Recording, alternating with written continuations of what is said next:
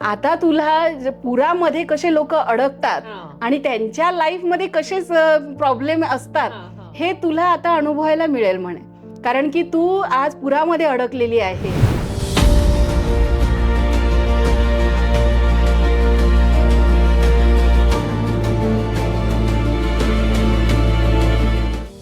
नमस्ते, मी अभिनेत्री प्रबोधनकार मेघना झुजम. तुम्हा सर्वांचं अर्थातच आपल्या लाडकं चॅनल रिअल स्टोरीज विथ मेघना झुजम मध्ये खूप खूप मनपूर्वक स्वागत. If you have wings you can fly anywhere. पण मैत्रिणींनो, तुम्हाला ते पंख ओळखावे लागतात. आणि असंच एक आजची आपली मैत्रीण, जिला नियती वेळोवेळी परीक्षा घेत होती, पण तिने तिच्या पंखांमधलं बळ ओळखलं होतं, म्हणून आज चक्क ती आहे सायंटिस्ट. अशी आपली असलेली सायंटिस्ट मैत्रीण अर्थातच समोदिनी नेवसे. आणि आत्ताची कडू, हिला आज भेटतोय. समोदिनी, तुझं खूप खूप मनपूर्वक स्वागत या आपल्या कट्ट्यावरती. धन्यवाद. आणि मला खूप छान वाटतंय की एक ग्रेट सायंटिस्ट आज ह्या कट्ट्यावरती. तुझी स्टोरी आज आपण यातून उलगडणार आहोत, तुझा जीवनपट खरं तर यातून उलगडणार आहोत. त्यामुळे तुझं मनपूर्वक स्वागत. धन्यवाद, खूप खूप धन्यवाद. आणि मी तुझा एक जीवनपट उलगडताना आज थोडस मी पाठीमागे जेव्हा जातीये, तेव्हा सावित्रीबाई फुलेंच्या माहेरघरच्या पिढीतली तू. हो. त्यामुळे तो आनंद मला जरा जास्त आहे की ज्या सावित्रीबाईंच्यामुळे आज आपण सगळ्या शिक्षित झालोय. त्यामुळे आज त्यांना कुठेतरी छान वाटत असेल की आज माझ्या माहेरची मुलगी आज माझंच संस्कार पुढे घेऊन चाललीये. पण हे जरी सगळं तितकंच खरं असलं तरी सुद्धा तिच्या जीवनातला जो काही संघर्ष होता, कारण की एका मुलीला सायंटिस्ट होणं तितकं काही सोपं नव्हतं. आणि तो कसा होता ते आता आपण ऐकून घेऊया. तर त्याची सुरुवातच आपण तुझ्या बालपणापासून करूयात. नेमकं तुझं बालपण थोडंसं होतं तरी कसं? माझा जन्म तसं नायगावला झाला, जे सावित्रीबाईंचं जे माहेरघर आहे तिथे म्हणजे जन्म झाला. आणि त्याच्यानंतर 1 महिन्यानंतर समजा माझा जन्म झाल्यानंतर आम्ही पुण्याला आलो, माझे आई वडील वगैरे. आणि मग माझं बालपण पूर्ण पुण्यातच गेलं. आणि म्हणजे साधारण 7वी-8वी पर्यंत मी एक साधारणच मुलगी म्हणून, जसं उनाड व्यक्तिमत्व म्हणतात तसं, जसं कधी कधी मला मी सावित्रीबाई फुलेंसोबत ज्यावेळेस थोडंसं फ्लॅशबॅकमध्ये जाते तर मला असं वाटतं त्या पण थोड्याशा लहानपणी उनाड असल्यासारख्या आपण त्यांचं व्यक्तिमत्व ज्यावेळेस वाचतो त्यावेळेस कळतं आपल्याला.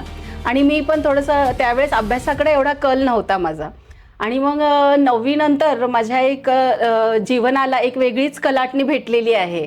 आणि ती का भेटली ज्यावेळेस मी हा विचार करते ना, मग त्यावेळेस मला आठवतं की खरंच यांचं जे सावित्रीबाई फुलेंचं जे रक्त माझ्या अंगामध्ये आहे आणि त्या सगळ्या जीन्समुळं असेल की काही, एक जिद्द, कष्ट करण्याची वृत्ती, प्रामाणिकपणा आणि कोणत्याही गोष्टीत हार नाही मानायची आणि कोणत्याही गोष्टीला ऑब्स्टॅकल म्हणून पाहण्यापेक्षा एक नवीन दिशा कशी पाहायची आणि आपण पुढं कसं जायचं, हे सगळं जे मला माझ्या लाईफमध्ये घडलेलं आहे त्याचं प्रेरणास्थान एकमेव आणि एकमेव फक्त सावित्रीबाई फुल्यांच्या वंशातली मी असल्यामुळं ते माझ्या अंगामध्ये जन्मतः आलेलं असेल असं मला आता म्हणजे वाटायला लागलंय. खूपच छान. आता जसं तू म्हणालीस की साधारण 7वी-8वी पर्यंत तू होतीस, तुझ्या जीवनाला जी खऱ्या अर्थाने कलाटणी मिळाली ती म्हणजे तू 9वी नंतर जिद्दीने 10वीला 75% म्हणजे त्यावेळेस 75% हे आणि ते तुला मिळाले. पण घरची परिस्थिती तुमची तशी बेताची होती.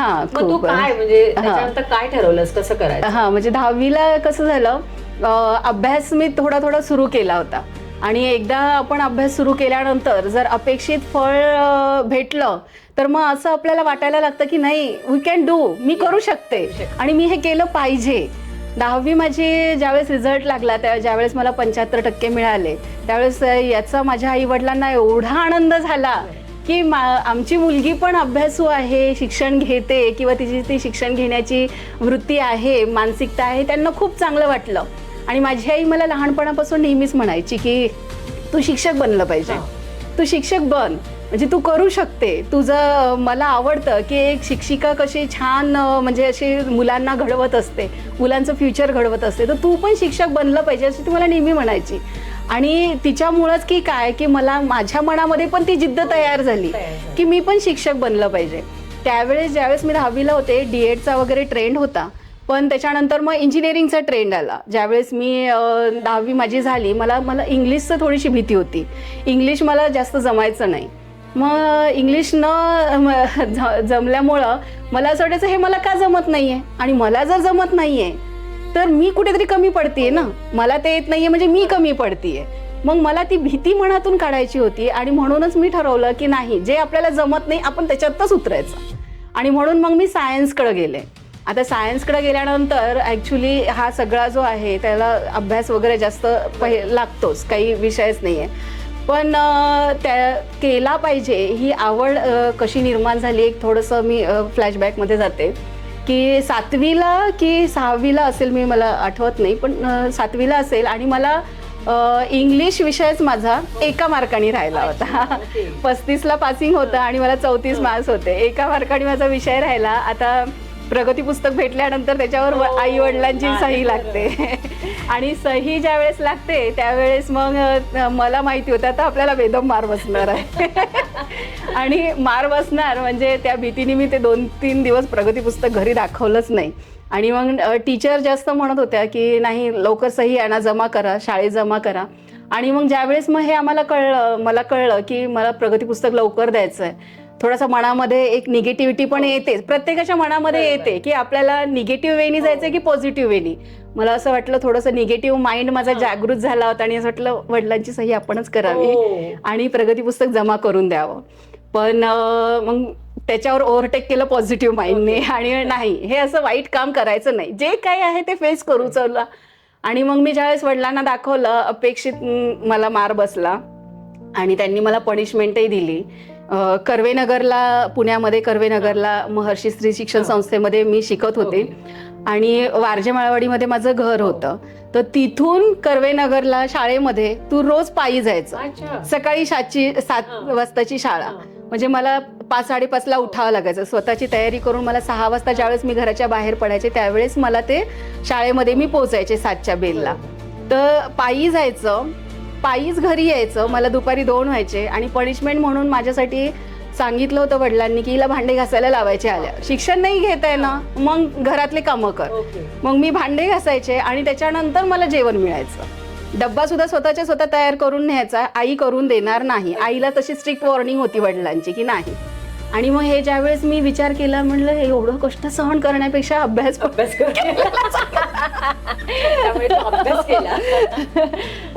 मी अभ्यास केला, आणि अभ्यासामध्ये गोडी वाढत गेली. आणि ऑफकोर्स सावित्रीबाई फुल्यांच्या वंशामधली असलेल्यामुळं त्याची गोडी जास्त वाढत गेली. एकदा का ते म्हणतात ना, आपल्याला एखाद्या गोष्टीची चव लागली की आपल्या ती आयुष्यामध्ये आपल्याला जास्त हवीशी वाटते.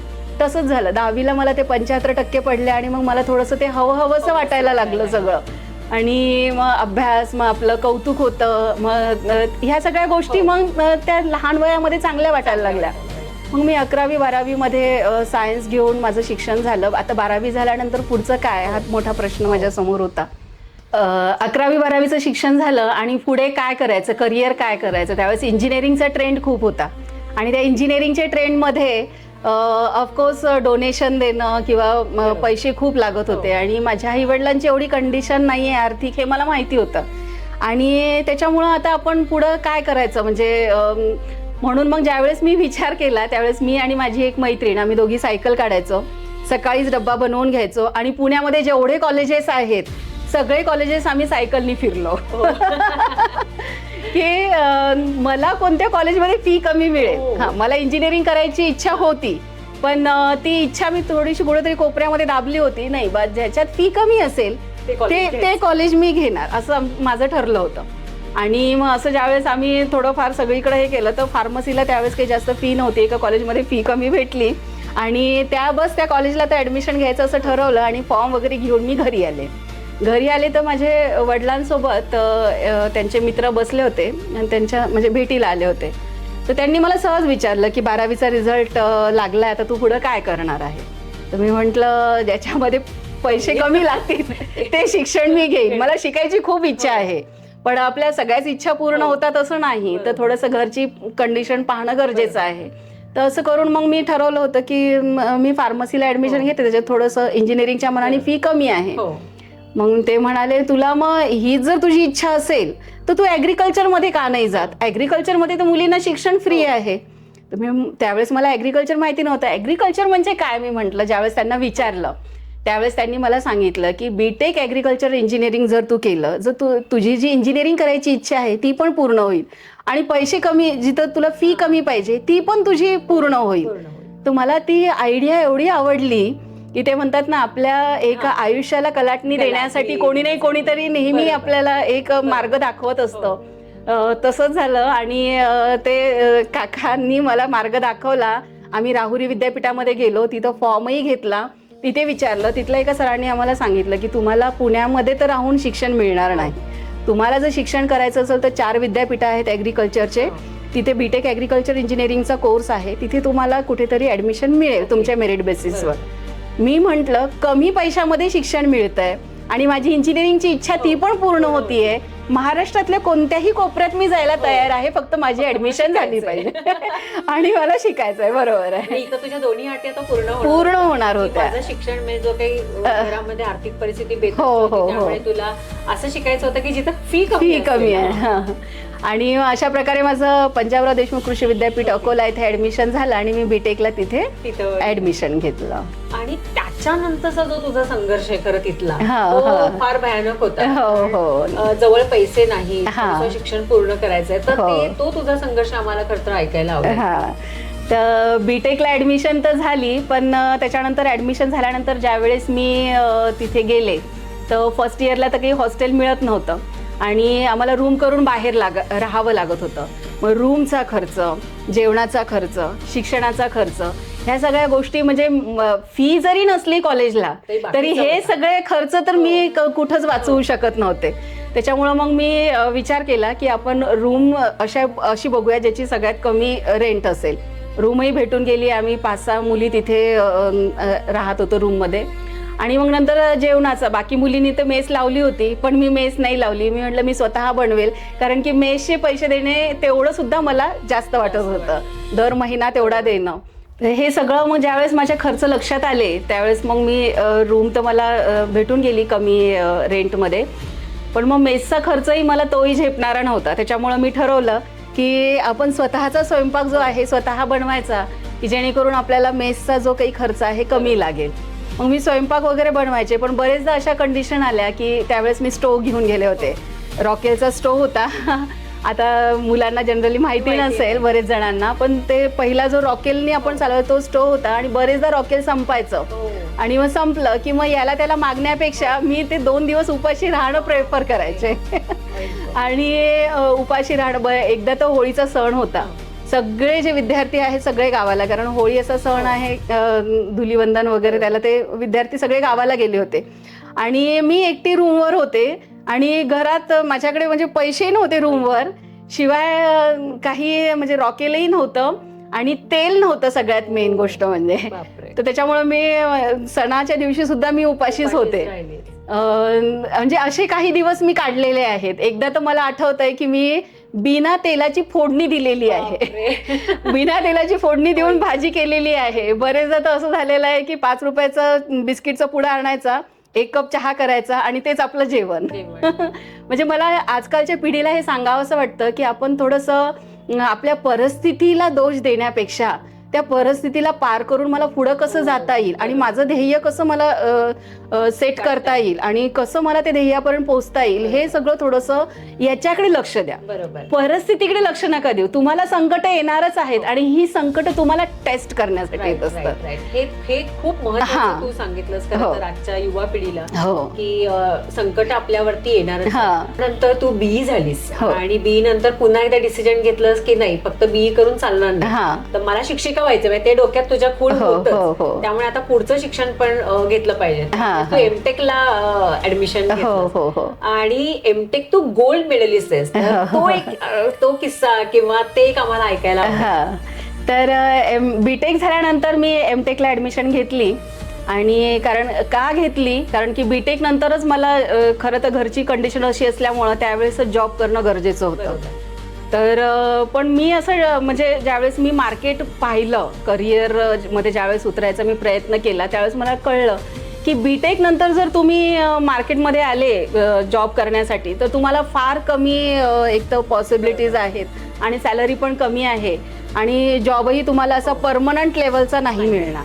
म्हणून मी ठरवलं की नाही आपण पुढं एमटेक करूया आणि एमटेकला मग मी अशा प्रकारे ॲडमिशन घेतली. आता एक त्याचा छोटासा एक किस्सा मी तुम्हाला सांगेन की कसे आपल्या आयुष्यामध्ये संकट येतात. एमटेकला ॲडमिशन घेतल्यानंतर ज्यावेळेस सेकंड सेमिस्टरचं माझं रजिस्ट्रेशन होतं त्यावेळेस जर तुम्ही ऑन डे जर रजिस्ट्रेशन केलं तर तुम्हाला फाईन पडत नाही, पण तुम्ही जर एक दिवस लेट रजिस्ट्रेशन केलं तर पर डे 50 रुपयानुसार तुम्हाला फाईन पडतो. आणि पुन्हा मग थोडंसं आर्थिक कंडिशन कशाला विनाकारण 50 रुपये फाईन कशाला द्यायचा, म्हणून मी ठरवलं की नाही ऑन डे आपल्याला रजिस्ट्रेशन करायचं.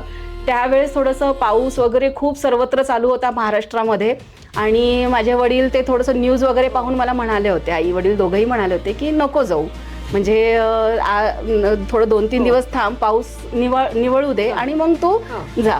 पण माझ्या डोक्यामध्ये तेच नाही 50 रुपये फाईन पडेल रोज पर डे 50 रुपये एवढे पैसे आपण कसे भरणार, नाही जाऊयात म्हटलं. म्हणून मग मी थोडं म्हणजे हट्ट करून मी रिझर्वेशन केलं ट्रॅव्हल्सनी.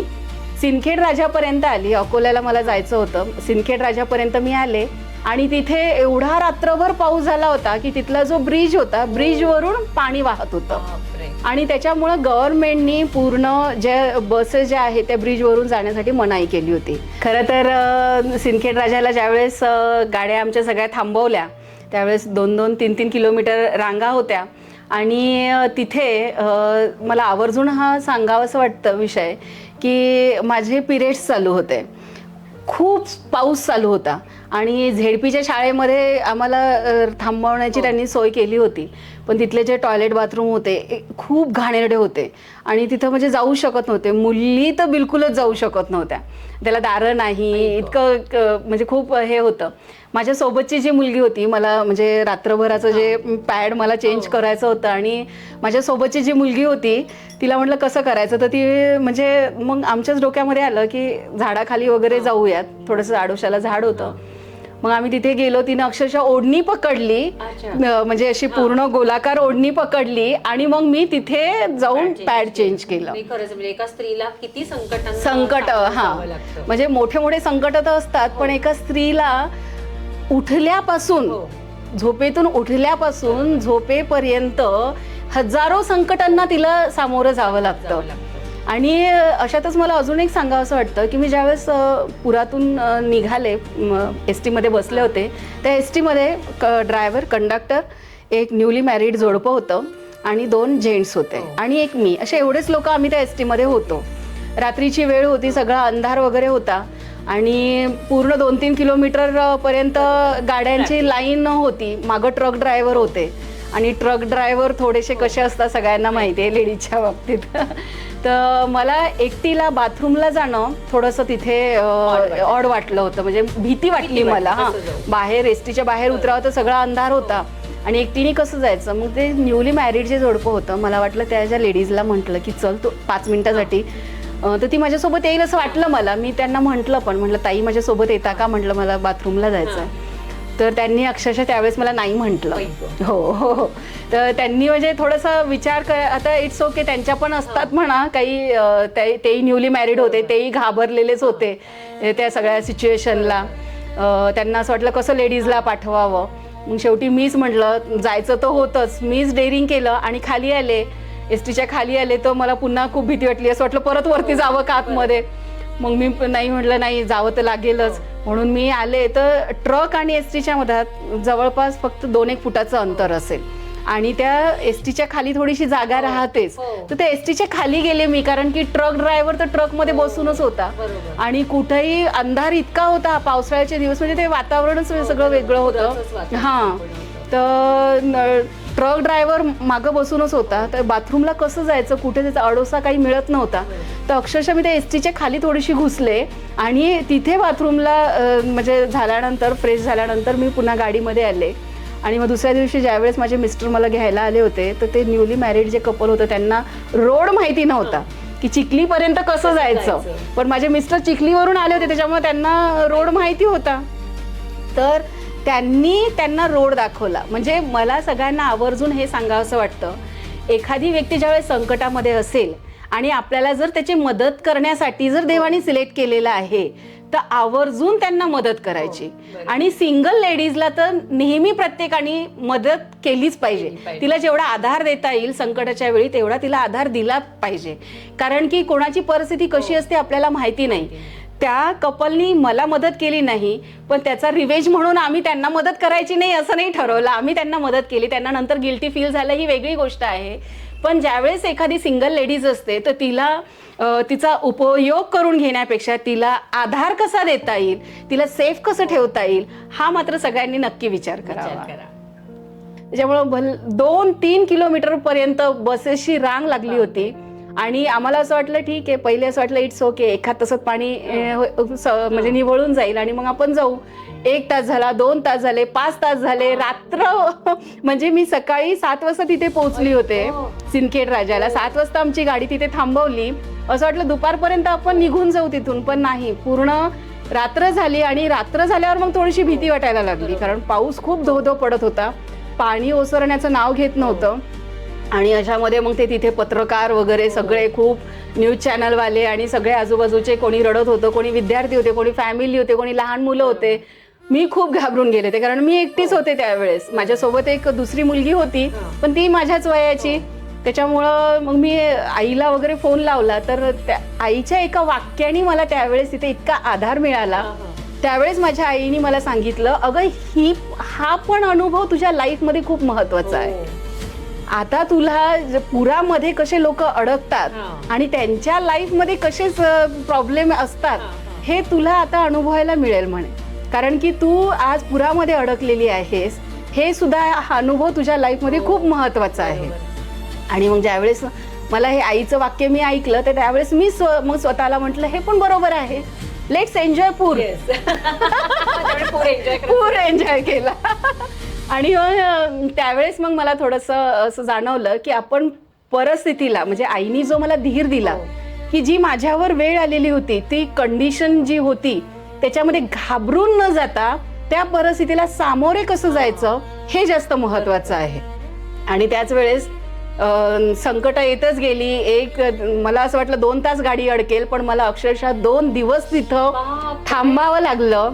आणि शेवटी मला त्या बसमधून येणं काही म्हणजे झालंच नाही, पॉसिबल झालंच नाही. आणि जे माझे मिस्टर आहेत भूषण कडू, त्यांची माझी ओळख पहिल्यापासूनच होती कॉलेजपासून, तर ते मला तिथे अक्षरशः 2 व्हीलर घेऊन आले. त्यांना पण म्हणजे लाईटचा खांब त्या पाण्यामध्ये तुटून पडलेला होता, वीज असेल की नाही, त्याच्यामुळं वीज जर त्याच्यापासून जर करंट पास होत असेल त्याच्यामुळे पोलीस त्यांना जाऊ देत नव्हते, तरी सुद्धा ते पूल क्रॉस करून मला घ्यायला आले. आणि अशा प्रकारे मग ते पुरातून मी थोडीशी बाहेर आले. मग माझं एमटेक वगैरे झालं आणि एमटेकमध्ये मला गोल्ड मेडल मिळालं. आणि ज्यावेळेस गोल्ड मेडल मिळालं त्यावेळेस माझ्या आई वडिलांच्या डोळ्यातला जो आनंद होता त्या आनंदामध्ये मी हा सगळे जे काही माझ्या आयुष्यामध्ये जे त्रास होते ते पूर्ण विसरून गेले. असं वाटलं याचसाठी मी हा सगळा अट्टाहास केला होता का. तो जो आनंद होता म्हणजे एमटेकची डिग्री गोल्ड मेडल हे माझ्यासाठी त्या दिवशी कमी वाटलं, पण आई वडिलांच्या डोळ्यामधला जो आनंद होता तो खूप जास्त होता. म्हणजे त्यांच्या डोळ्यातले जे काही अश्रू त्यांनीच तू नावून कारण इतके कष्ट त्यांनी कष्टाने तुला तिकडे पाठवलं अशी राहिली तरी पण आज गोल्ड मेडल. आणि गोल्ड मेडल मिळालं म्हणून जो सत्कार झाला माझा तो सावित्रीबाई फुलेंच्या गावामध्ये नायगाव मध्ये जो सत्कार झाला आणि तो सत्कार माझ्या आईनी स्वीकारला. हे म्हणजे दुधामध्ये साखर मिसळल्यासारखं. मला त्यावेळेस खरंच मला असं वाटलं की लाईफ मध्ये येऊन मी काहीतरी केलं. त्याच दिवशी मला तसं वाटलं होतं की ठीक आहे काही जास्त नाही पण मी थोडंफार का आहे ना माझ्या आई वडिलांसाठी काहीतरी केलं. मग त्याच्यानंतर काय म्हणजे त्याच्यानंतर तुझ्या घरी आई जरा पाठीमागे गेली की आता लग्न करूयात. हो, एमटेक झाल्यानंतर मी खरं तर 2 वर्ष नोकरी केली पंढरपूर इंजिनिअरिंग कॉलेजला. आणि तिथे ज्यावेळेस नोकरी करत होते त्यावेळेस माझ्या थोडंसं लक्षात आलं की आपल्याला जर शिक्षिका, माझ्या आईचं स्वप्न होतं आणि अनायसे ते माझ्यातही उतरलं होतं, शिक्षिका जर बनायचं असेल तर तुम्हाला PhD शिवाय पर्याय नाही. PhD करणं आहे. तर आता ही PhD करण्यासाठी ज्यावेळेस मग मी ठरवलं तर थोडंसं माझं वय तिकडे 25-26 कडे गेलं होतं आणि सगळ्या आई वडिलांना जशी काळजी असते आपल्या मुलीची तशी माझ्याही आई वडिलांना होती. त्यांचं असं म्हणणं होतं, तू पहिले लग्न कर आणि मग पुढचं शिक्षण घे. तर माझं लग्न जुळलं त्यावेळेस. मग मी माझ्या सासऱ्यांना विचारलं की लग्न म्हणजे PhD करू का लग्न झाल्यानंतर. तर त्यांनी असं म्हटलं, हे बघ, संसार आणि PhD 2 तराजू आहेत, हे जर तुझ्याच्याने दोन्ही बॅलन्स होत असेल तर तू कर, आमचा काही नकार नाही आहे. आणि दैवयोगाने मला माझे मिस्टरही असे लाभले की माझ्या प्रत्येक आयुष्याच्या प्रत्येक पायरीवर त्यांनी मला साथ दिली, सपोर्ट केला. तुझी इच्छा आहे तू कर. त्यांनी कधीच कोणत्या गोष्टीसाठी मला नकार नाही दिला की तू म्हणजे हे करू नको, इकडे जाऊ नको असं. म्हणजे एक तर आपणही कधी त्याचा डिसएडव्हान्टेज घेत नाही. आणि त्याच्यामुळे त्यांनी मला खूप ठिकाणी सपोर्ट केला. आणि आज मी इथपर्यंत जर काही असेल तर मी खरंच मी काही यांची नावं घेऊ इच्छिते. सगळ्यात पहिले तर सावित्रीबाई फुले, त्यांचं वंशज असल्यामुळं त्यांचं जे काही रक्त म्हणू आपण माझ्या अंगामध्ये आहे, त्याच्यामुळं मला हे सगळं करायची जिद्द भेटली. त्याच्यानंतर दुसरे आहेत माझे आई वडील. त्यांनी मला खूप सपोर्ट केला, खूप म्हणजे प्रत्येक ठिकाणी मला कर असं किंवा परिस्थितीला घाबरू नको हेही सांगितलं. आणि याच्यानंतर मी आवर्जून नाव घेईल तर माझ्या मिस्टरांचं.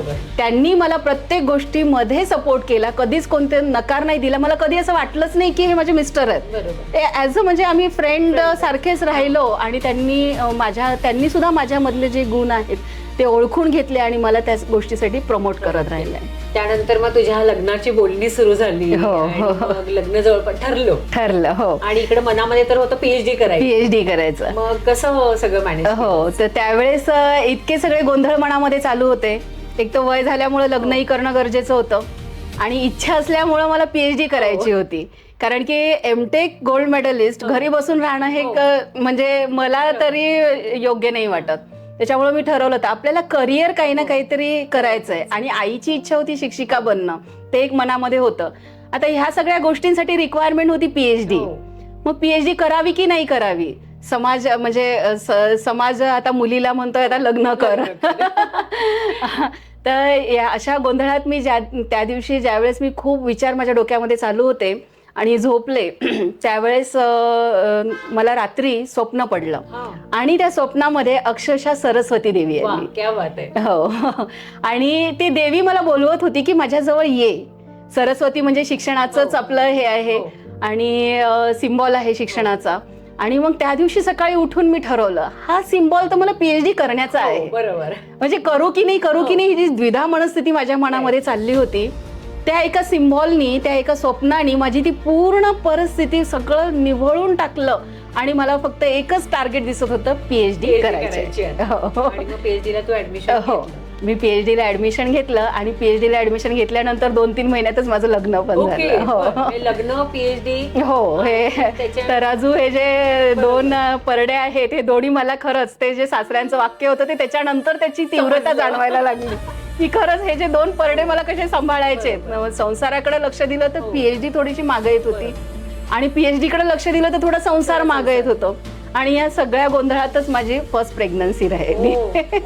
आणि त्या ह्याच्यामध्ये आता पुन्हा मग थोडासा हे झाला म्हणजे संभ्रम मनामध्ये झाला. आता कसं मी प्रेग्नन्सी, कारण ते प्रेग्नन्सी अबॉर्ट करणं हे माझ्या मनाला काही पटत नव्हतं आणि PhD सोडणं हे तर नाहीच नाही, कसं कोणत्याच हालतीत नाही. मग मी ठरवलं की नाही चला दोन्ही गोष्टी आतापर्यंत करत आलं, इथून पुढेही करू, दोन्ही गोष्टी करायच्या. आणि 7 मे पर्यंत मी कॉलेज केलं आणि 12 मेला माझी पहिली मुलगी जन्माला आली. हो, म्हणजे ज्या वेळेस आपण सगळ्या लेडीज म्हणतो की नाही मला आराम पाहिजे किंवा माझ्या सासू मला अशा त्रास देतात किंवा मला आराम नाही मिळत, मला चांगलं खायला नाही मिळत, तर मी सगळ्या महिलांना एक गोष्ट सांगू शकते की आपल्याला देवाने इनबॉर्न काही शक्ती दिलेल्या आहेत, त्या प्रत्येकीने ओळखा. प्रत्येक लेडीजनी आपल्यामधली शक्ती ओळखली पाहिजे. तुम्ही सगळं हँडल करून आपले स्वप्नही पूर्ण करू शकता. आणि त्याच्यासाठी मला असं वाटतं की हे एक म्हणजे त्यावेळेस सुद्धा मला माझं स्वप्न पूर्ण करायचं होतं आणि माझ्या संसाराच्या गरजाही डिमांड्सही पूर्ण करायच्या होत्या. आणि मग ती प्रेग्नन्सी आणि PhD हे असं गणित चालू राहिलं. आणि ज्यावेळेस डिलेव्हरी झाल्यानंतर बऱ्याचशा महिला 6-6 महिने तरी कमीत कमी आराम घेतात, पण माझ्या नशिबात तोही नव्हता. अक्षरशः फक्त ज्या माझी सासू आणि माझी आई ज्या ओरडत होत्या की नाही 1.25 महिना पाळायचंय, 1.25 महिना पाळायचंय, म्हणून मी फक्त 1.25 महिना आराम केला. आणि 1.25 महिना झाल्यानंतर दुसऱ्या दिवशी मी ट्रॅव्हल्सला बसले आणि मी अकोल्याला, म्हणजे आईकडे होते डिलेव्हरीसाठी, तर मग मी अकोल्याला आले आणि माझी PhD पुन्हा जोमाने सुरू केली. कारण की मी ज्यावेळेस PhDला ॲडमिशन घेतलं आणि मगाशी मी सांगितल्यानुसार 2-3 महिन्यानंतर माझं लग्न झालं. लग्न झाल्यानंतर लग्नासाठी मी 15-20 दिवसाच्या सुट्ट्या घेतल्या होत्या आणि त्या सुट्ट्यांमुळं मला 6 विषयांमध्ये डिटेन केलं होतं. म्हणजे अटेंडन्स कमी भरल्यामुळे मला फेल केलं होतं. आता जी मुलगी M.Tech मध्ये गोल्ड मेडलिस्ट आहे ती ज्यावेळेस 6 विषयांमध्ये फेल होते, हा खूप मोठा झटका मला माझ्या लाईफमध्ये मिळाला होता की नाही, ही माझी लेवलच नाहीये ना. मग आणि बरं ठीक आहे, तर मला लग्नासाठी मी सुट्ट्या घेतल्या होत्या, ते पण मी मान्य केलं. चला, ही पण एक कंडिशन आहे, तर त्याला पण आपण हे करून दाखवू. आणि मी तेव्हा जिद्द पकडली की याच कॉलेजमधून, याच युनिव्हर्सिटीमधून मला माझी PhD पूर्ण करून दाखवायची. ज्या 6 विषयांमध्ये तुम्ही मला डिटेन करताय ते 6 विषयच नाही, तर मी माझी PhD स्वकष्टाने पूर्ण करून दाखवेल, ही एक जिद्द त्यावेळेस मी माझ्या मनामध्ये धरली. आणि ते जिद्द धरत नाही तर माझी प्रेग्नन्सी राहिली. म्हणजे नियतीने म्हणा किंवा परिस्थितीने पण माझी कष्ट घेण्यामध्ये किंवा टेस्ट करण्या प्रत्येक वाटेवरती तुझी परीक्षा, जेवढी मी जिद्द जास्त करत होते तेवढी माझी परीक्षा कठीण होत चालली होती. कारण की ती जी टेस्टिंग होती ना त्याची लेवल वाढत चालली होती. तू हे ट्रॅकल केलं का, आता पुढचे पाहतो, असे मला प्रत्येक ठिकाणी नियती म्हणत होती. पण मी पण काही हार मानली नाही. प्रत्येक गोष्टीमध्ये जसा पाय रोवून पुढे जाता येईल तसं मी पुढे जात होते. आणि मग प्रेग्नन्सी राहिली. मी म्हटलं आता डिलिव्हरी झाल्यानंतर 1.25 महिना मी सुट्ट्या घेतल्या, तर यांनी मला पुन्हा डिटेन नाही केलं पाहिजे, ही भीती एक मनामध्ये होती. जसा 1.25 महिना झाला तसंच मी पुन्हा लगेच कॉलेज जॉईन केलं. आणि मग तिथून पुढे नंतर माझ्या रिसर्चसाठी मला भोपाळला जावं लागलं. Central institute of agriculture engineering Bhopal, इथे माझं रिसर्च वर्क पूर्ण झालं. तेव्हा तू रिसर्च करत होते? माझा PhDचा टॉपिक जो होता तो सुबाबूळ जे आहे आपली, सुबाबूळ पासून प्रोड्युसर गॅस तयार करायचा, म्हणजे लाकडापासून वायू तयार करायचा आणि त्या वायूला आपण प्रोड्युसर गॅस म्हणतो. आणि तो प्रोड्युसर गॅस आणि CNG ब्लेंड करून आपलं इंजिन चालवायचं. कारण की आता येत्या काही काळामध्ये, आता सध्याच तुम्ही पाहताय पेट्रोल डिझेलच्या किमती गगनाला भिडलेल्या आहेत आणि आता किमती गगनाला भिडल्या, थोड्या दिवसांनी तुम्हाला ते पाहायलाही नाही मिळणार आहे. तर या सगळ्या गोष्टींसाठी आपल्याला एक दुसरं ऑप्शन तयार करणं गरजेचं आहे. आणि ते ऑप्शन असं असलं पाहिजे की ते आपल्याला रोज जे निसर्ग देतोय त्याच्यापासूनच आपण जर काही तयार केलं, तर त्या गोष्टीसाठी मग आम्ही सुबाबूळ पासून प्रोड्युसर गॅस तयार केला. तो प्रोड्युसर गॅस CNG मध्ये ब्लेंड करून त्याच्यानुसार इंजिन रन केलं आणि त्या इंजिननी आपल्या घरामध्ये ज्या लाईट लागतात त्या लाईट लावल्या. अशा ह्या टॉपिकवर म्हणजे माझा रिसर्च वर्क होता. आता तू भोपाळला पोहोचलीस. 1.25 महिन्याची मुलगी घेऊन मी भोपाळला पोहोचले. ऑफकोर्स आता 1.25 महिन्याच्या मुलीचा मी एकटी सांभाळ करू शकत नव्हते. त्यावेळेस माझ्या लहान बहिणीने मला खूप मदत केली आणि खूप मोठा आधार दिला. खरं तर तिचे ते मोल मी कधीच परतफेड नाही करू शकत. तिनं तिच्या लाईफमधले 2 वर्ष माझ्या मुलीसाठी दिले. आणि अशा प्रकारे म्हणजे मी, माझी बहीण, लहान बहीण प्रज्ञा आणि आई असं, आणि माझी 1.25 महिन्याची मुलगी, असं आम्ही 4घी जणी भोपाळला पोहोचलो. भोपाळला पोहोचल्यानंतर तिथे गेल्यानंतर मला कळलं की जे माझे को गाईड होते डॉक्टर संदीप गांगील सर, ते 6 महिन्यासाठी विदेशामध्ये ट्रेनिंगला गेले होते. म्हणजे जी अजून एक परीक्षा आली की जिथं मी म्हणजे एक दिवसाचा विचार करते की माझा एक दिवसही आता PhD साठी प्रोलॉंग नाही झाला पाहिजे, तिथे मला 6 महिने अक्षरशः वाट पाहणं गरजेचं होतं. आणि तिथे मी पुन्हा तुटले होते आणि असं झालं होतं की नाही, आता स्टॉप, आता नाही जमणार माझ्या ह्याच्याने, कारण माझ्यासोबत एक जीव पण होता ना.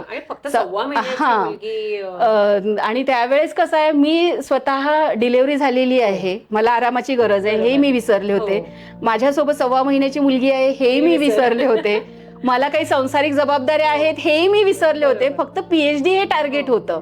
आणि त्याच्यात हे नवीन ज्यावेळेस संकट आलं त्यावेळेस मी पूर्ण तुटून गेले आणि मी ठरवलं होतं आता बस, पुन्हा एकदा माझी आईच माझ्या कामी आली. आणि तिने मला म्हटलं की जर तू आता अकोल्याला पुन्हा गेलीस, म्हणजे घरी जर पुन्हा गेलीस, तर तू PhD करणं इम्पॉसिबल आहे, तर तू इथेच थांब, तुझा पुढचा अभ्यास कर म्हणाली. आणि मग त्यावेळेस मला थोडंसं मी ज्यावेळेस विचार केला, माझ्या लक्षात आलं की PhD साठी आपण लिटरेचर कलेक्ट करतोच, तर मग आपण सर येतोपर्यंत लिटरेचर कलेक्ट करू आणि इथेच थांबू. आणि असं ज्यावेळेस मी लिटरेचर कलेक्ट करत होते, 2-3 महिने झाले होते आणि 3 महिन्यानंतर अचानक माझे को-गाईड माझ्या समोर येऊन उभे राहिले. म्हणजे नियती तुझी परीक्षा पाहतच होती, उत्तर पण देत होती. तिलाही कुठेतरी वाटत होतं की नाही आता बस, हिला आता खूप आपण टेस्ट केलंय. आणि जे 6 महिन्यानंतर येणार होते ते 3-4 महिन्यानंतरच आले आणि माझा रिसर्च वर्क तिथून सुरू झाला. त्यावेळेस मला खूप छान वाटलं, चला रिसर्च वर्क सुरू झाला एकदाचा. आणि माझ्या रिसर्च वर्कसाठी मगाशी मी सांगितल्याप्रमाणे मला सुबाबळीचे लाकूड पाहिजे होतं. आणि लाकूड म्हणजे त्या ड्रममध्ये जे लाकूड टाकायचं होतं त्याच्यामध्ये जवळपास 100 किलो लाकूड त्याच्यात बसत होतं ॲट ए टाइम. म्हणजे त्या मशीनची एक टाइमची खुराक 100 किलो होती. म्हणजे मला किती मोठ्या प्रमाणात लाकूड पाहिजे होतं. सुबाबळीचं लाकूड तोडणं ॲक्च्युली इलिगल आहे, गव्हर्नमेंटची बंदी आहे त्याच्यावर. पण थोडंसं 1-2 लाकूडवाल्यांशी मी बोलून थोडासा ट्राय केला होता आणि त्यांनी एक ट्रक पाठवला पण होता. पण ते पुन्हा टेस्टिंग नियतीची तर ट्रक पकडला गेला आणि ते लाकूड काही माझ्यापर्यंत आलं नाही. आणि मग त्याच्यानंतर मग ते म्हणाले दीदी अब रुक जाओ, म्हणे 15 दिन अभी बात मत करो म्हणे लकडी के बारे में म्हणे. 15 दिवस पुन्हा थांबले आणि मग 15 दिवसानंतर त्यांनी दुसरा ट्रक पाठवला. तोपर्यंत मी माझे दुसरे कामं करत होते आणि त्यांनी दुसरा ट्रक पाठवला, तो आला, माझ्या इन्स्टिट्यूटपर्यंत पोहोचला आणि माझं रिसर्च वर्क जिथं चालू होतं तिथं ओपन प्लॉटमध्ये आम्ही पूर्ण लाकूड असं पसरवून ठेवलं होतं. तर त्या दिवशी कसलंही वातावरण नसताना, त्यावेळेस माझी मुलगी असेल समजा 3-4 महिन्याची, कसलंही वातावरण नसताना तिथे त्या दिवशी इतका जोराचा वारा सुटला आणि खूप पाऊस, मोठ्या मोठ्या दाण्यांचा. तो पाऊस मी माझ्या लाईफमध्ये कधीच नाही विसरू शकत. वेगळाच पाऊस असं तो पुन्हा पुन्हा परीक्षा घेण्यासाठी. आणि ती परीक्षा एवढी जोरदार होती, एवढे टप्पोरे दाण्याचा पाऊस मी कधीच पाहिला नव्हता. रात्रीचे 1-2 वाजले होते, म्हणजे अवेळी पाऊस सुरू झाला होता. आणि आता जर तो पाऊस लाकडांवर जर पडला असता तर ते लाकूड पूर्ण भिजलं असतं, तर ते ड्राय झाल्यानंतर म्हणजे ते 15 दिवस ड्राईंगला लागले असते आणि त्याच्यानंतर ते मशीनमध्ये टाकावं लागलं असतं. म्हणजे माझं रिसर्च वर्क अजून 1 महिना डिले झाला असता. म्हणून मग मी त्यावेळेस रात्रीचे 1-2 वाजले होते. मी माझ्या लहान बहिणीला म्हटलं की आपण दोघी जाऊ, कमीत कमी ॲट ए टाइम म्हणजे 100 किलो लाकूड तरी आपण शेडमध्ये टाकून शिफ्ट करू. हो, पाऊस विसरून गेलीस आपण कोवळी बाळंतीण. हो, ते मी विसरून गेले की मी कोवळी बाळंतीण आहे, माझी 4 महिन्याची मुलगी आहे. म्हणजे आज निघायला लागलं, अरे आपल्याला बाळ आहे 4 महिन्याचं. मग माझ्या मैत्रिणीला सांगितलं, शेजारच्या रूम मध्ये जी राहत होती तिला म्हटलं तू हिच्या जवळ थांब. आणि विजा वगैरे चमकत होत्या, ती जर घाबरून उठली तर तिला फक्त थापट म्हटलं, असं मायेची ऊब दे, ती लगेच झोपून जाईल. आणि मग मी आणि माझी बहीण आम्ही दोघी निघालो. त्यावेळेस आता ते सेंट्रल इन्स्टिट्यूट असल्यामुळं रिसर्च जिथं माझं चालू होतं ते थोडं लांब होतं आणि मी ज्या क्वार्टरमध्ये राहत होते ते लांब होतं. आणि पूर्ण निर्मनुष्य झाड, ऍग्रिकल्चर सेंटर,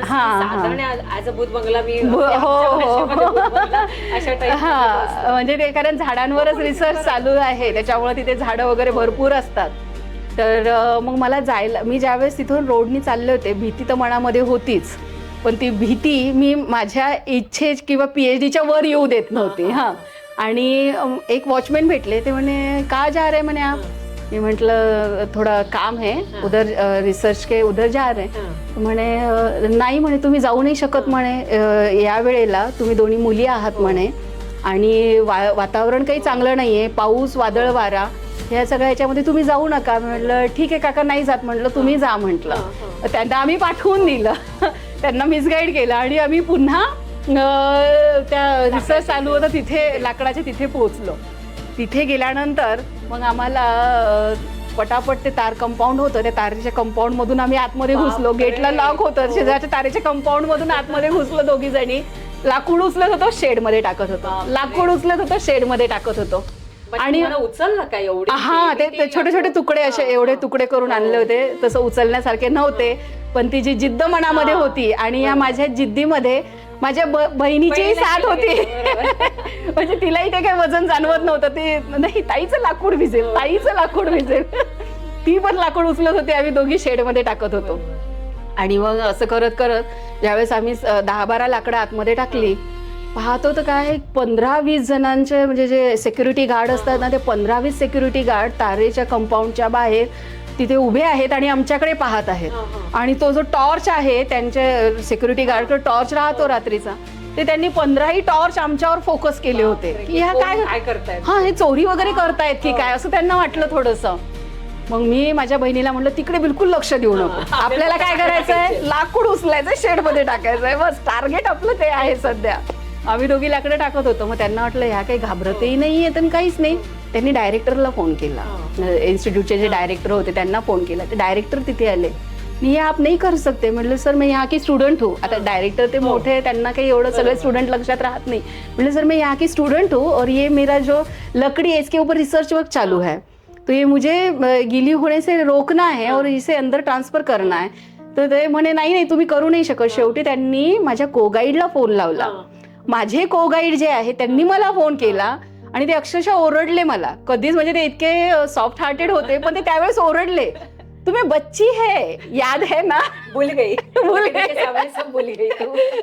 4 महीने की बच्ची है, उसका ध्यान रखो, उसके पास जाओ, तुम भी बीमार मत पड़ो, बारिश में गीली मत होना, और इसका देखेंगे अगर गीली भी हो गई लकड़ी तो उसका क्या करना है हम देखेंगे. म्हणे तुम पहले अपनी बच्ची के पास जाओ.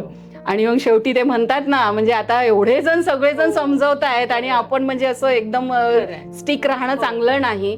म्हणून मग मी शेवटी रडत रडत अगदी पूर्ण म्हणजे यांनी मोठ्या अगदी मनानी गेली पुन्हा. आणि दुसऱ्या दिवशी आले. मग सरांनी सांगितलं, म्हणजे ठीक आहे, जेवढे लाकडं तू वाचवले त्याच्यानुसार आपण स्टडी चालू करून देऊ आणि हे जे ओले झाले त्यांना थोडंसं वाळू देऊ, ड्रायरमध्ये टाकू, म्हणे आपण ड्राईंग करून आणू म्हणे त्यांना. म्हणजे सगळं झालं आणि अशा प्रकारे माझा पुन्हा रिसर्च वर्क सुरू झाला. आता वाटलं रिसर्च वर्क चालू राहील पण पुन्हा अजून एक नवीन टेस्ट होतीच संकट होतच. एक साधारण 8-9 महिन्याची माझी मुलगी असेल मोठी, तर ती 9 महिन्याची होती आणि तिला म्हणजे डायरिया झाला, जुलाब आणि उलट्या इतक्या तीव्र लेवलच्या झाल्या होत्या की तिला ICUत ऍडमिट करावं लागलं. आणि 8 महिन्यांची मुलगी, ज्यावेळेस माझ्याजवळ कोणीच नाहीये, मी भोपाळला होते, मी आणि माझी बहीण माझ्यापेक्षा लहान, म्हणजे अनुभवानी कमी, आणि मला पण काही जास्त अनुभव नव्हता. डिलिव्हरी माझी फर्स्टच होती. आपल्या 8 महिन्याच्या मुलीला ICU मध्ये पाहणं इतकं डेंजर, म्हणजे असं वाटलं की नाही आता तर आपल्याला स्टॉपच झालं पाहिजे, कारण आपल्यामुळं आपण त्या लहान जीवाला त्रास देतोय ना. आपली जी जिद्द आहे, आपले जे टार्गेट आहे, त्याच्यामुळं आपण आपल्या लहान मुलाला त्रास देतोय. आता स्टॉप करूयात. पुन्हा त्यावेळेस माझी आई तिथे उभी राहिली. ती आली, म्हणजे ही ऍडमिट असल्यामुळे ती भेटीला आली. माझे मिस्टरही आले लगेच दुसऱ्या दिवशी. त्यांनी आणि तिथे जे काही क्वार्टर्सवर लोक राहत होते त्यांनी मला खूप मदत केली. रात्रीच्या वेळी 12-12 वाजता माझ्यासोबत म्हणजे मुलीला ऍडमिट करण्यासाठी तिथे. खरंच ज्यावेळेस आपलं संकट असतात ना, त्यावेळेस देवानी आहे ना, जरी त्याची परीक्षा तीव्र असली ना, तरी त्यांनी की नाही आपल्यासाठी मदतीचे हँड्स पाठवलेले असतात. आणि म्हणून मी म्हणते, संकटांना घाबरू नका, संकटांना कधीच घाबरायचं नाही. आपल्याला संकटासोबत पर्याय उपलब्ध असतो, फक्त आपण तिथे किती फर्म उभे राहतोय हे महत्वाचं आहे. संकटामध्ये आपण न डगमगता आपण कसं पुढे जातोय ना, हे महत्वाचं आहे. आणि तिथे खरंच मी त्यावेळेस माझ्या मुलीला म्हणजे ते झालं, मग ते 7-8 दिवस ती ऍडमिट होती. मग ती थोडीशी प्रकृती हळूहळू तिची सुधारली. त्यावेळेस जेव्हा आई आली होती त्यावेळेस ती म्हणाली, आता स्टॉप कर, तुझा संघर्ष आहे, तू कर. तुझ्या संघर्षासोबत तिला होरपळ नको. आणि आता ती 8-9 महिन्याची झालेली आहे, आईपासून थोडी वेगळी राहू शकते म्हणे. तर तिनं माझ्या मोठ्या मुलीला घेतलं, लहान बहिणीला घेतलं आणि ते 3घी जणी पुण्याला रवाना झाले. आता मी एकटी होते. आणि जेव्हा एकटी होते त्यावेळेस मग म्हणजे रिसर्च वर्क करून वगैरे ज्यावेळेस क्वार्टरवर पुन्हा यायचे, त्यावेळेस मला मग माझ्यासोबत कोणीच नसायचं, ना फॅमिली मेंबर. माझी 8 महिन्याची मुलगी, जिला आपण एवढा जीव लावलेला आहे, आणि ती माझ्या जवळ नाहीये. एका आईची माया काय, मुलगी समोर नाही, काय दुःख तुला झालं. आणि हे सगळं दुःखच मला पुढचं पाऊल अधिक जोमाने टाकण्यासाठी प्रयत्न करत होतं. म्हणजे मी थोडी जरी विसरले की मला लगेच हे सगळं आठवायचं, म्हणजे माझी मुलगी, माझा नवरा, माझा संसार, माझे आई वडिलांचे स्वप्न, हे सगळं आपल्याला साकार करायचं. आणि मग माझं पुढचं पाऊल अजून नेक्स्ट जोमाने पडत होतं. अशातच ज्यावेळेस मला प्रोड्युसर गॅस आणि सीएनजी हे दोन ब्लेंड करायचे होते, तर प्रोड्युसर गॅस मला पर्सेंट वाईज सीएनजी मध्ये टाकायचा होता. म्हणजे 10%, 20%, 30% असं प्रमाण वाढवत वाढवत मला टेस्टिंग करायचं होतं. तर ते ब्लेंड होण्यासाठी मला खूप मोठा स्ट्रगल करावा लागला. म्हणजे ते ब्लेंडिंग करण्यासाठी माझ्याकडे ते इन्स्ट्रुमेंट अवेलेबल नव्हतं. तर म्हणजे रेडी, कारण तो रिसर्च वर्कच मी पहिल्यांदा करत होते. टॉपिकच फर्स्ट टाइम मी केला होता, सीएनजी सोबत प्रोड्युसर गॅस ब्लेंड करायचा.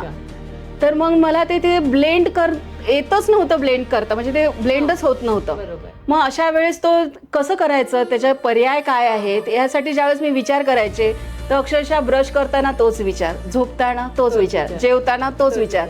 माझ्यासोबत कोणी बोलत असेल तर हो, मी पूर्ण वाहून घेतलं. त्या व्यक्तीसोबत मी फार कमी राहायचे. जो समोरचा व्यक्ती आहे त्याच्यासोबत मी काय बोलते मला माहिती, माझ्या डोक्यामध्ये फक्त मी ब्लेंड कसा करू शकते, प्रोड्युसर गॅस आणि सीएनजी दोन्ही गोष्टी ब्लेंड कशा करू शकते. आणि खरंच मी इथे पण एक सांगू शकते की ज्यावेळेस आपल्या समोर संकट उभं असतं ना, तर ते संकट सॉल्व्ह कसं करायचं याचा ज्यावेळेस आपण जास्त विचार करतो ना, त्यावेळेस ते संकट सॉल्व्ह होतं. म्हणजे असं कोणी येऊन ते आपलं संकट सॉल्व्ह नाही करणार, तर तेवढं डिवोशन आपल्याला द्यावं लागतं. तेवढं ते सॉल्व्ह करण्यासाठी ज्यावेळेस आपण तेवढे प्रयत्न करतो ना, तेवढं लवकर उत्तर आपल्याला मिळतं. म्हणजे आताची बरीचशी पिढी मी पाहते की माझं हे संकट आलं म्हणून मी ते तिथं सोडून दिलं. सोडून नका देऊ. ती तुमची जी जिद्द आहे ना, ती पुढे जाण्याची आणि त्या गोष्टीला स्टिक राहण्याची, त्या गोष्टींना प्रयत्न, त्या कष्टाला प्रयत्न तुम्हाला मिळत असतात. आणि त्या कष्टाचं जे आहे, तुम्ही प्रयत्न जेवढे कराल तेवढं सक्सेस तुम्हाला मिळत असतं. आणि लाईफमध्ये जेवढं जास्त संकट तेवढं दमदार तुमचं यश. हे तर डेफिनेटली जेवढं इझिली तुम्हाला मिळतंय ना, समजून जा ही गोष्ट तुमच्या लाईफमध्ये फार कमी वेळेसाठी आहे. आणि जेवढं तुम्ही संकटातून ती गोष्ट प्राप्त करताय ना, जेवढं जास्त संकट आणि जेवढं जास्त प्रयत्न कष्ट कराल ना, तेवढी ती गोष्ट तुमच्या लाईफमध्ये जास्त वेळासाठी टिकेल. खूप सुंदर तुझा हा संघर्ष. म्हणजे आणि आता तुला ती PhD ची डिग्री मिळाली, त्यानंतर मग तू पुन्हा वर्ध्याला आलीस. आणि वर्ध्याचं ऍग्रिकल्चर कॉलेज पुन्हा एकदा जॉईन केलं. आणि संसार आता सुरळीत, नवरा, मुलीला इकडे घेऊन आलीस का? हो, 2 वर्षापर्यंत मुलगी, माझी मोठी मुलगी माहेरीच होती. म्हणजे आईनेच सांभाळलं तिला. आणि त्यांनी त्यावेळेस सांभाळलं नसतं तर मला नाही वाटत माझी PhD पूर्ण झाली असते. म्हणून म्हणजे की नियतीने जरी तुझी वेळोवेळी परीक्षा घेतली, उत्तर तुझे जे कष्ट होते त्याच्यासमोर ती पण झुकत होती. त्यामुळे तू आज सायंटिस्ट पर्यंत आलीस आणि आज हजारो विद्यार्थी तुझ्या घडतायत. तर जाता जाता त्याच्याबद्दल काय सांगू? नक्कीच, PhD एवढ्या कष्टाने मी पूर्ण केली. आणि जस्ट ते माझे जे कष्ट जे नियतीने पाहिले होते, म्हणून की काय, तर मला 1च वर्ष कॉन्ट्रॅक्ट बेसिसवर जॉब करावा लागला. आणि त्याच्यानंतर लगेच मला वर्धा, जे रुरल इन्स्टिट्यूट पिपरी वर्धा, जे पंजाबराव देशमुख कृषी विद्यापीठाच्या अंतर्गत आहे, तिथे जॉब व्हॅकन्सी निघाली आणि मी तिथे फॉर्म टाकला. आणि तिथं जे माझं सिलेक्शन आहे, it's only because of my PhD. जर मी त्यावेळेस PhD नसते तर मी त्या गर्दीतून बाजूला झाले नसते. म्हणजे जी बाकीची जी गर्दी होती ती सगळी एमटेक वाल्यांची होती. आणि त्या एमटेक वाल्यांच्या गर्दीतून मीच एकटी वेगळी का निघाले? PhD मुळे.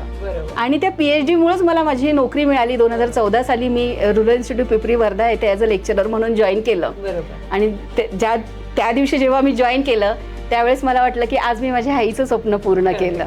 माझं स्वप्न होतं इंजिनियर बनायचं, तेही झालं. आईचं स्वप्न होतं शिक्षिका बनायचं, तेही पूर्ण झालं. आणि हे सगळं करत असताना स्वतःचं आणि आई वडिलांचं ज्यावेळेस आपण स्वप्नपूर्ती करतो, हा एक वेगळाच अनुभव.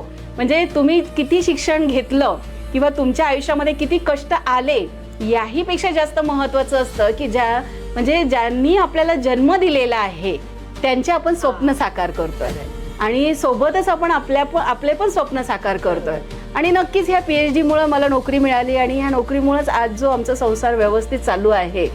तर आता सध्या अशी कंडिशन आहे की जर एकटा कमवता माणूस असेल तर त्या संसार एवढा व्यवस्थित चालणं, खूप महागाई वाढलेली आहे, हे सगळं खूप म्हणजे हॉरिबल आहे की एकट्याने सगळं. मी तर म्हणते आज प्रत्येक महिलेने संसाराला जेवढा देता येईल तेवढा पाठिंबा, आधार दिलाच पाहिजे.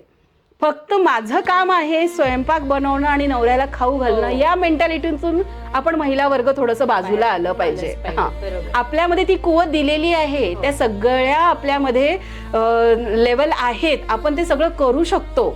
आणि फक्त कष्ट येत असतात किंवा संकट येत असतात, ह्या संकटांमध्ये तुम्ही घाबरू नका. हे संकट आपल्याला घडवण्यासाठी येत असतात. ह्या प्रत्येक संकटातून मी घडलेली आहे. PhD मध्ये शिक्षण तर मी घेतलंच, पण ह्या PhD मध्ये माझी सहनशक्ती किंवा माझं एक व्यक्तिमत्व एक वेगळ्याच प्रकारचं उभारून आलेलं आहे. आणि हे व्यक्तिमत्व घडवण्याचं काम जसं जसं तुम्ही समाजामध्ये वावरता, तुम्ही शिक्षण घेता, याच्यासोबतच तुमचं व्यक्तिमत्व घडत असतं. म्हणजे आज क्षणभर असं जरा पाठीमागे गेले, हो, ही जी वारज्यातली मुलगी आहे, हो, परिस्थितीने मी शिक्षण पूर्ण होईल की नाही अशा विचारात होती, किंवा जी सायकलवरून सगळीकडे फिरत होती, कुठलं कॉलेज मला मिळतं, कमी फी असेल तिथे मला एज्युकेशन घ्यायचंय, ती मुलगी PhD पूर्ण करते. It's really great. आणि जी मुलगी इंग्लिशला घाबरत होती, जिचा 1 मार्काने इंग्लिशचा विषय राहिला होता, आज ती इंग्लिश मध्ये लेक्चर देते. ग्रेट. आणि त्यासाठी तुझी जिद्द आणि खरंच तू वेळोवेळी जी काही परीक्षा देत होतीस, नियती तुझी परीक्षा घेत होती, त्यालाही तू चांगलं उत्तर दिलं की नाही, मी घाबरणार नाही, मी पुढे जाणार. वेळोवेळी तुझी आई त्या क्षणी नेमकी बरोबर सावित्रीबाई यायची. माझी आई म्हणजे मला प्रत्येक संकटामध्ये की नाही तिनं इतका पाठिंबा दिलेला आहे की नाही तू करू शकते. ही आपल्यातली जी म्हणजे मला तिनं ओळखलं होतं, मला मी ओळखायच्या अगोदर तिनं ओळखलं होतं आणि तिनं ते एक पंख दिले होते, हे पंख तुझ्याकडे आहे, त्याचा वापर कर, त्याचा वापर कर. म्हणजे माझं व्यक्तिमत्व घडण्यामध्ये माझ्या आईचा खूप मोलाचा म्हणजे वाटा आहे त्याच्यामध्ये. आणि आज खूप छान वाटते की 2 छान छोट्या छोट्या सावित्री तुझ्या घरी. 2 मुली आहेत. खरं तर सावित्रीबाई फुलेंच्या घराण्यामध्ये माझ्या पोटी 2 मुली आहेत. माझ्या आईच्या पोटी सुद्धा 3 मुली होत्या. तिनं सुद्धा 3 मुलींवर त्या काळामध्ये ऑपरेशन केलं. माझ्या काळामध्ये एवढं अवघड नव्हतं, पण मी म्हणजे मुलगाच पाहिजे किंवा असाही अट्टहास माझ्या मिस्टरांचा सुद्धा नव्हता. आणि फक्त 2 पाहिजे, एकमेकांसोबत 2 पाहिजे. काही असू दे. खूप छान. म्हणजे आजची तुझी जो काही संघर्ष होता, जीवन कहाणी ऐकली, आणि एक सामान्य मुलगी सुद्धा सायंटिस्ट होऊ शकते प्रूव्ह करून दाखवलंस. आणि निश्चितपणे आपण सगळेच ह्याच्यातून आज प्रेरणा घेणार आहोत. आणि हा तुझा प्रेरणादायी जीवनपट तू आमच्या ह्या रिअल स्टोरीच्या कट्ट्यावरती उलगडलास, त्याबद्दल खूप खूप तुझी मी आभारी आहे. तुझ्या पुढच्या आयुष्यासाठी, भविष्यासाठी खूप साऱ्या तुला शुभेच्छा. थँक्यू. पुन्हा एकदा धन्यवाद. आणि खूप खूप खरं तर मीच तुमचे धन्यवाद मानले पाहिजे. कसं असते, प्रत्येक ठिकाणी प्लॅटफॉर्म उपलब्ध करून देणं, तुम्ही मला खरं तर खूप छान प्लॅटफॉर्म उपलब्ध करून दिला. ह्या सगळे टेस्टिंग माझ्या आयुष्यामध्ये झाली, संकट माझ्या आयुष्यामध्ये आलेच, त्यांना एक मी आज उजाळा दिला आणि तुम्ही मला तो प्लॅटफॉर्म उपलब्ध करून दिला. आणि हे सगळं ही जी प्रेरणादायी स्टोरी आहे, याच्यातून कोणी एक जरी प्रेरणा घेतली बरोबर आणि कोणी एक दुसरी समोदिनी तयार झाली तर खरंच मला खूप आनंद होईल. सगळ्यात खूप महत्वाचे.